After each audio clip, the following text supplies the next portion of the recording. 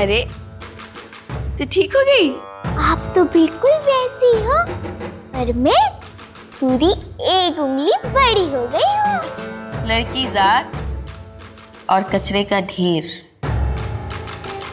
कब बढ़ जाए पता नहीं चलता। आप ना होती तो वो मामी और वो बदमाश मारे डालने वाले थे मुझे। मैं कैसे ना आती? अच्छे से जानती हूँ। घर का अनाज और घर की लाज बहुत देर बाहर खुले में रह जाएं तो मुंह मारने वाले आसपास मंडराने लगते हैं। पर आपको कैसे पता चला कि मैं खतरे में हूँ? रावण के 10 सर थे और तेरी ठाकू माँ के हैं 20।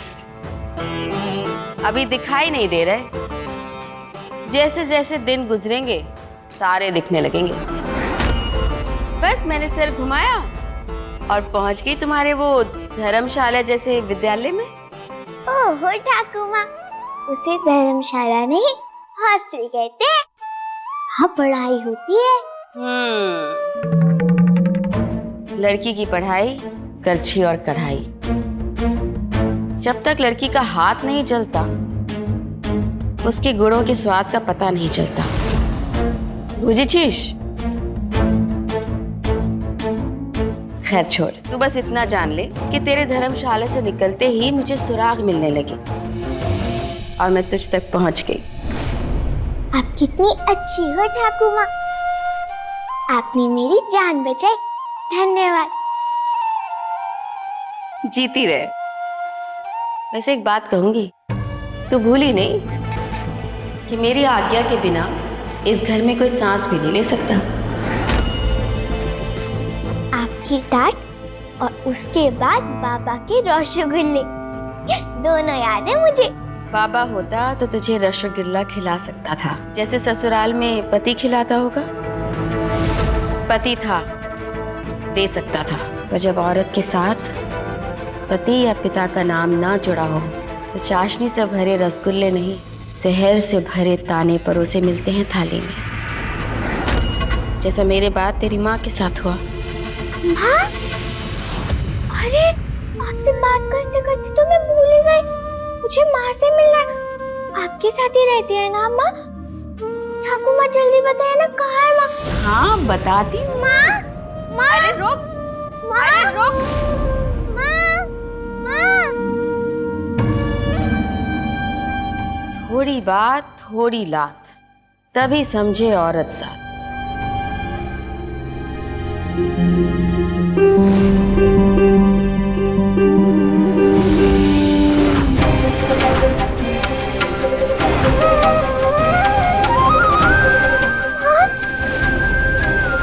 ये क्या हुआ तुझे?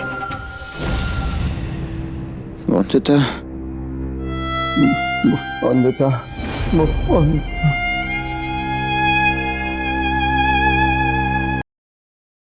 वंदिता।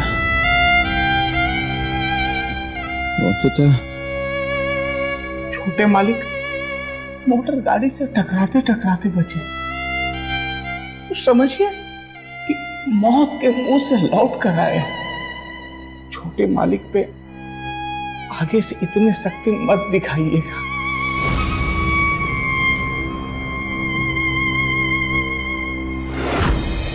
वंदिता,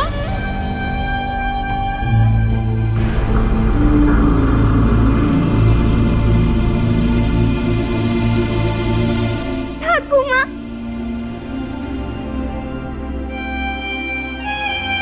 ठाकू माँ, क्या हुआ माँ को? थोड़ी मिश्री थोड़ा नीम, बन गई हकीम।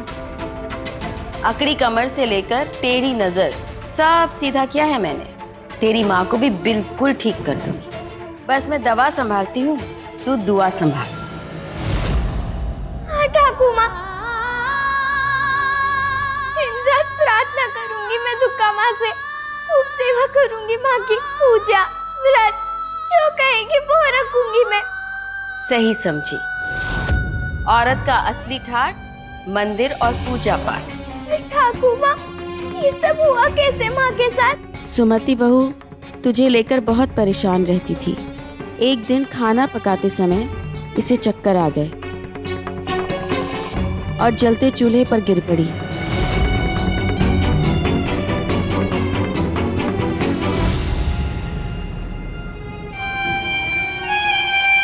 मुझे बहुत दर्द होता होगा ना माँ? पहले होता था बहुत दर्द, पर तेरी ठाकुर माँ के उपचार से दर्द अब कम होने लगा है। तेरी ठाकुर माँ ने मुझे तसल्ली दी थी कि वो तुझे मेरे पास लेकर आएंगे। अब देख तू आ गई है ना, और मैं ठीक होने लगी हूँ वंदिता। वंदिता, मैं जानती हूँ बेटा, बहुत कुछ हुआ इन दिनों तेरे साथ, पर अब तू चिंता ना कर। अब तेरे साथ तेरी ठाकुर माँ है, मैं हूँ, सब है, सब ठीक होगा तेरे साथ।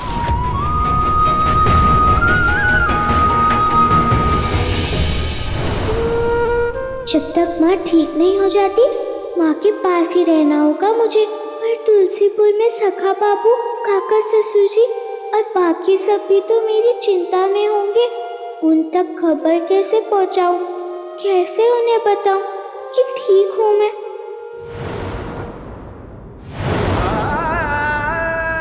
एक तरफ हमारे अनिरुद्ध की हालत देखकर हमारी हालत खराब हो रही है, और दूसरी तरफ वंदिता बहू की चिंता। तू मत चिंता कर, बस तू ठीक हो जा, फिर हम दोनों साथ मिलकर ढूंढेंगे वंदिता बहू को। झूठी उम्मीदें दूसरों को मत दीजिए जेठ जी, और मैं तो कहती हूँ खुद भी मत रखिए। पूरी दुनिया सिर्फ तुलसीपुर नहीं है, बहुत बड़ी है। कहाँ ढूंढते फिरेंगे आप वंदिता को? और वैसे भी वो तो मिलने से रही।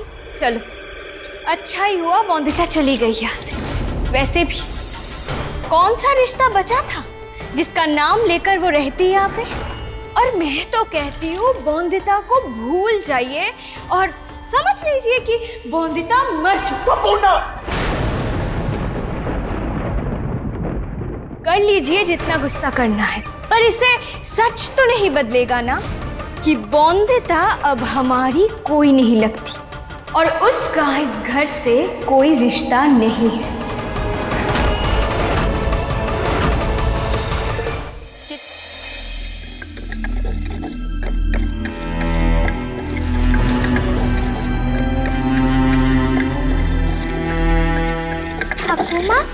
मुझे तुलसीपुर संदेश भेजना है।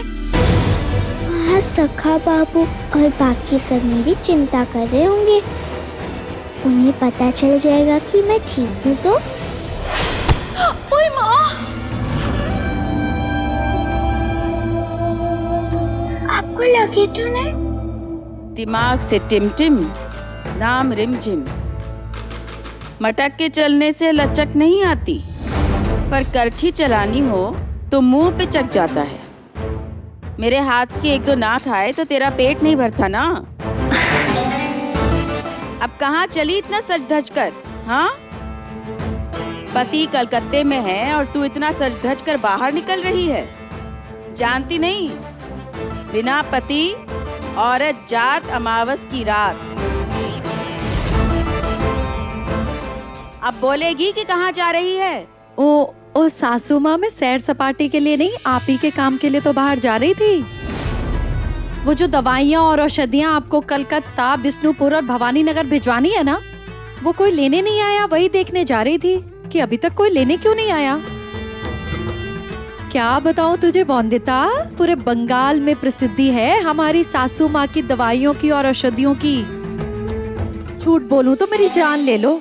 जिसने अपने पैर धूप में न डाले वो क्या जाने दूसरों के छाले। ये प्रसिद्धि नहीं, मजबूरी है मेरी, वरना औरतों के पैर चौखट पार करते अच्छे नहीं लगते। लेकिन ठाकुर माँ। लेकिन वेकिन कुछ नहीं। जब तक घर की बेल दीवार से चिपकी रहे तब तक सुरक्षित है। जैसे ही वो आंगन फांदने लगती है उसका कटना निश्चित है। रिमझिम तू जा, मैं देख लूंगी कि औषधियां पहुंच जाएं। ठीक है सासू माँ। रुक, आज ये तेरी तितलियां टुपुर टापुर कहाँ हैं? सासू माँ वो तो पूजा की तैयारी कर रही हैं। आप ही ने तो कहा था। कल से बौंदिता भी साथ जाएगी उनके। गलत लोगों की संगत में रहकर इसके दिमाग में मैल भर गया है जो साफ करना है। लड़की और कोड जब फैलते हैं तो हाथ नहीं आते।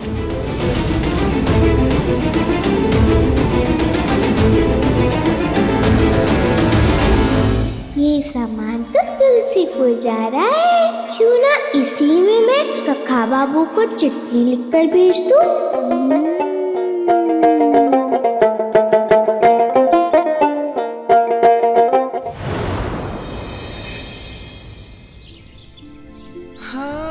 वंदिता, अनिरुद्ध, वंदिता, बेटा कैसा लग रहा है?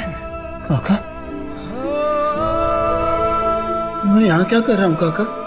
काका मुझे वंदिता को ढूंढना होगा। ए बेटा अनिरुद्ध, अपनी हालत देख, चला नहीं जा रहा है तुझसे। अरे इस हालत में कैसे ढूंढेगा वंदिता बहू को इतनी बड़ी दुनिया में?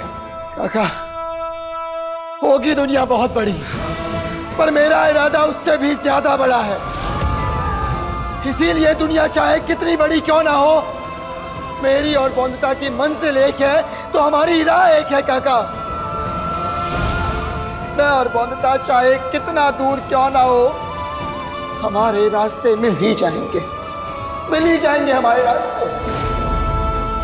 वंदिता, मालिक चिट्ठी आई है, वंदिता मालकिन की चिट्ठी आई है, वंदिता मालकिन की चिट्ठी आई है। वंदिता की चिट्ठी? क्या चिट्ठी? आदरणीय सखा बाबू, आप मेरी चिंता मत कीजिए, मैं ठीक हूँ और अपने ठाकू माँ के यहाँ सुरक्षित हूँ। पता है माँ की तबीयत ठीक नहीं है सखा बाबू, जल गई हैं। सुमति माँ को क्या हो गया, इसीलिए ठाकू माँ मुझे अपने साथ ले गई हैं ताकि माँ के साथ रहकर उनका ख्याल रख सकूं। भगवान का लाख लाख शुक्र है कि हमारी बहू ठीक है, सुरक्षित है। देख तो, वंदिता ने लिखा है कि ठाकुर माँ का पता क्या है, कौन से गांव की है वो? काली माता मंदिर, कृष्णा नगर। ठाकुर माँ के गांव का नाम कृष्णा नगर है काका। काका, मुझे अभी के अभी कृष्णा नगर जाना होता। वहां सुमति माँ की तबीयत ठीक नहीं है। इस समय मेरा वंदिता के साथ रहना बहुत ज्यादा जरूरी है। मैं अभी के अभी निकलता हूँ। अनिरुद्ध, क्या हुआ काका? तू अकेला नहीं जाएगा, हम भी तेरे साथ जाएंगे। तैयारी करो। मैं बनाऊंगी यार। नहीं, मैं बनाऊंगी। मुझे ठाकुर माँ ने बोला है। मुझे भी तो बोला है। क्या हुआ टुपुर टापुर? ये मुझे हार बनाने नहीं दे रही है। मैं बनाऊंगी। नहीं, मैं बनाऊंगी। मुझे बनाना। क्यों कर रही हो?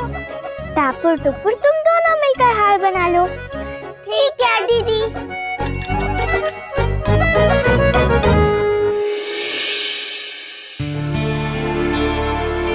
लगता है डाक बाबू आए हैं। जरूर सखा बाबू का उत्तर लाए होंगे।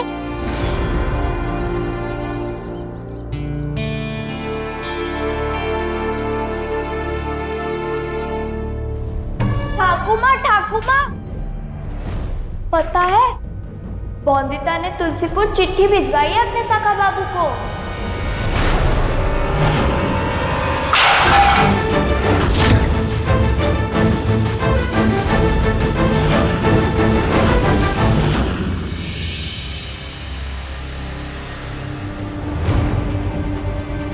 काका, चिट्ठी पे जो पता लिखा है उसके हिसाब से तो यही घर लग रहा है।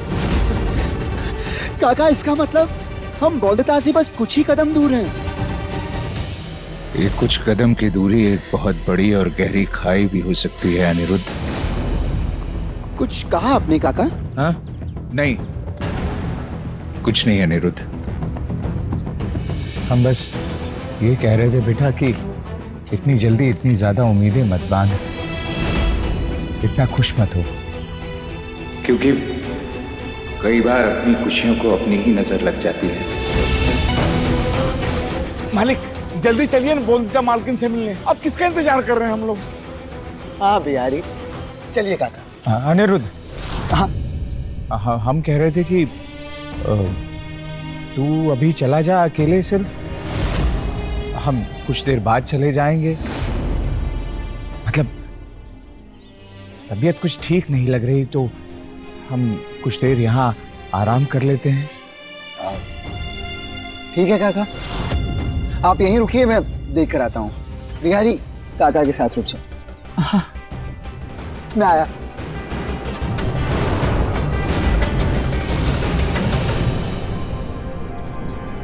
समझ में नहीं आ रहा है कितने दूर से आए हैं और यहाँ दरवाजे पर क्यों रुक गए हैं बड़े मालिक?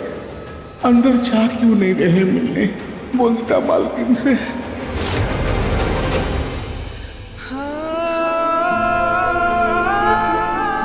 बस कुछ ही पलों में तुम्हारे सखा बाबू तुम्हारे ही साथ होंगे बोंदिता।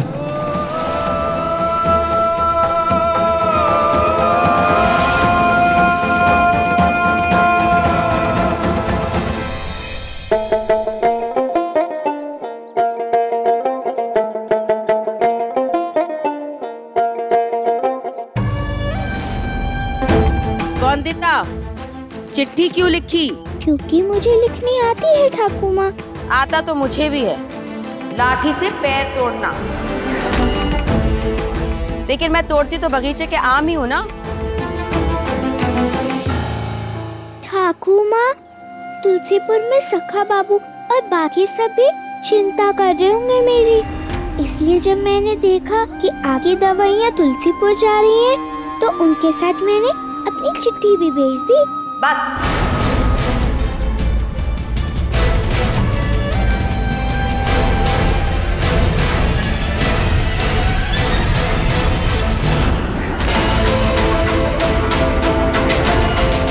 लड़की और पाँव की जूती जब आवाज करते हैं तो कानों में चुभती है।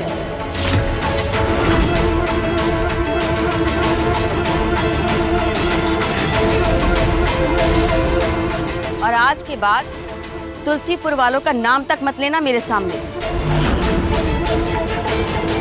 भूजिचीश,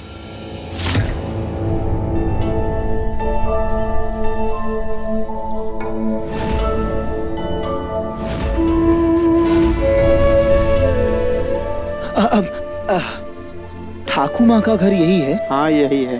बोंदित, शुक्रिया। क्यों ना लूं उनका नाम? क्या वो मेरा परिवार नहीं है?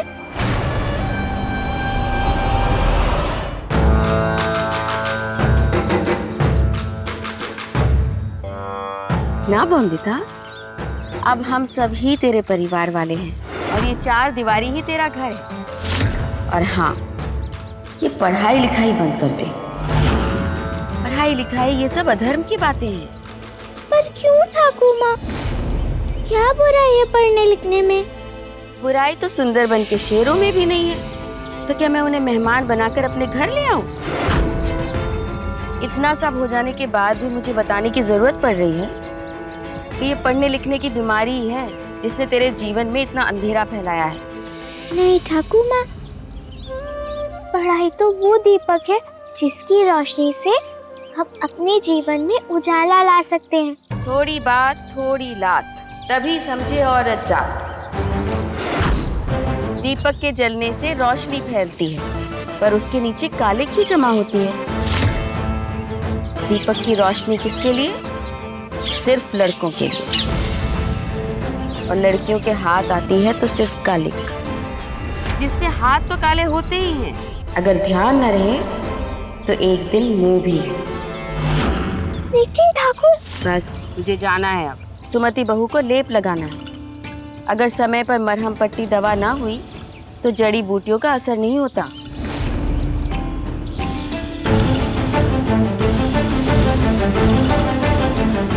और सुन, पकड़, साफ कर वो गंदगी, वहां से भी और अपने दिमाग से भी। और एक बात गांठ बांध ले, आदमी बाहर कमाई करता औरत घर में सफाई करती अच्छे लगते हैं। बुझिचिस?